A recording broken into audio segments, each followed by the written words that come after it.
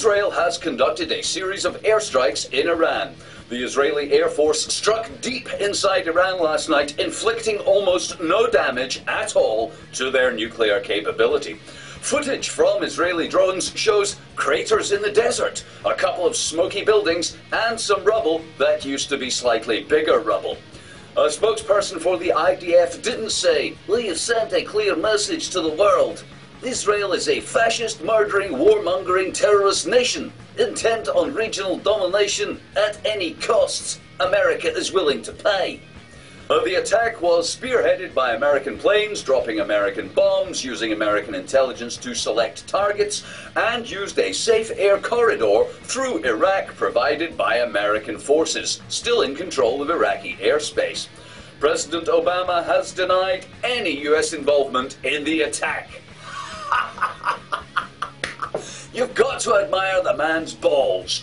This big! Meanwhile, sources inside the Pentagon did say, it's true, we gave them all the money to buy that shit, but shh, don't tell anyone because it's not a secret. Israel claims it had to preemptively bomb a country thousands of miles away from its borders, risking a global conflagration and sparking further economic chaos in order to prevent Iran destabilizing the region.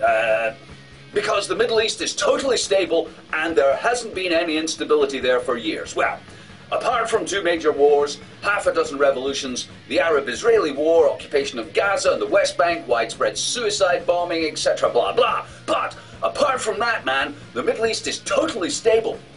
Iran has denounced the attack as Zionist aggression and threatened to make a few Western companies vast profits from oil sales by closing the Straits of Hormuz. President, I'm a gynecologist, didn't say, "You only blew the bloody doors off. Our nukes are buried so deep under mountains you could bomb them all week and we wouldn't even spill our coffee." Sorry, did I say our nukes? I meant our peaceful nuclear facilities, of course. Anyway, fuck you, Israel and America. It didn't hurt at all, by the way. Reaction around the world has been mixed. China called for the West to look the other way whilst we oppress over 1 billion people in the world's biggest tyranny. Russia's outgoing President Medvedev said, "I'm just Putin's gimp, so you don't have to listen to a word I say.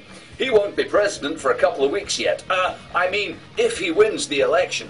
European leaders mumbled something about sanctions before sticking their trough-snorting piggy noses back up the arse of a few wealthy bankers who own their countries and would cancel their checks if any of them said boo to Israel. In the UK, David Cameron didn't say, "Nah, I wholeheartedly support bombing and killing of people if you want to. I only wish the Israelis would buy some of our lovely weapons to do it with. British weapons are second to none and very competitively priced, you know.